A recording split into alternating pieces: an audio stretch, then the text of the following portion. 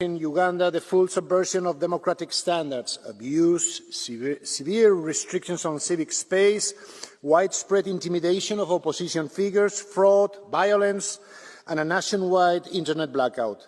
Today on UG Post, the European Parliament has taken the rare and forceful step of publicly condemning what it calls brutality, threats, and rights abuses in Uganda after the controversial 2026 elections, and is demanding accountability. Could the EU push Kampala into the global spotlight and trigger an independent probe into possible crimes against humanity?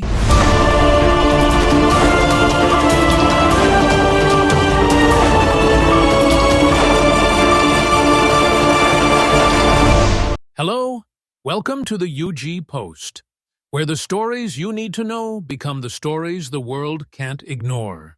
Thursday, the 12th of Feb, 2026. European MPs escalated their critique of Uganda's election environment, accusing authorities of widespread intimidation, excessive use of force, arbitrary arrests, and suppressing opposition voices, and calling for an independent investigation into potential crimes against humanity.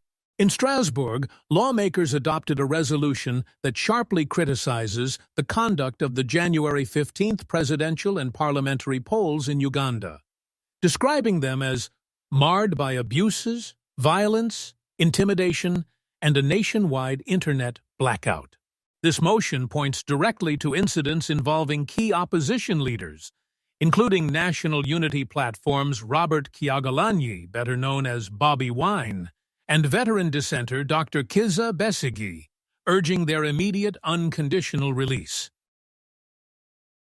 Mass arrests, violence, attacks on journalists, the shutdown of civil society, an internet blackout, and killings of unarmed civilians. Just unacceptable, and Europe cannot accept this. Opposition leaders are being persecuted, elections are being stolen. We must review our cooperation with Uganda. January 15th in Uganda, the so-called elections were not an election.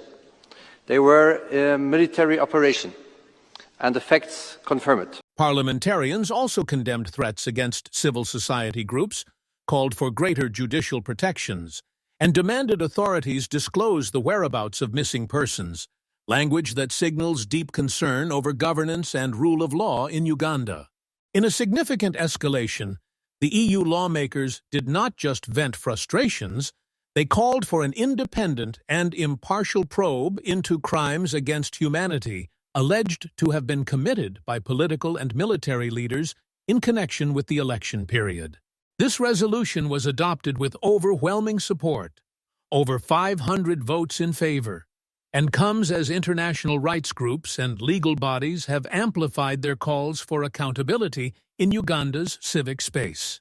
While Kampala has defended its sovereignty and maintains that the elections were conducted fairly, these international rebukes could have real diplomatic and economic consequences, including pressure on cooperation agreements, aid packages, and foreign investment. After the elections, he is under siege. Soldiers, acting on direct government orders, raided the home of opposition leader Bobi Wine, assaulted his family. So far, there's been no official response from State House or the Electoral Commission addressing these specific calls for an independent investigation. But should that change, we'll bring you every development. If you want the full story as it unfolds, including reactions from Ugandan leaders, analysis from legal experts, and what this means for everyday citizens, subscribe to UG Post now, hit the notification bell, and share this video with friends who care about democracy and human rights. We'll continue to follow this critical story closely, because in a democracy, every voice matters and every action counts. From all of us here at UG Post, thank you for watching. Subscribe to stay informed.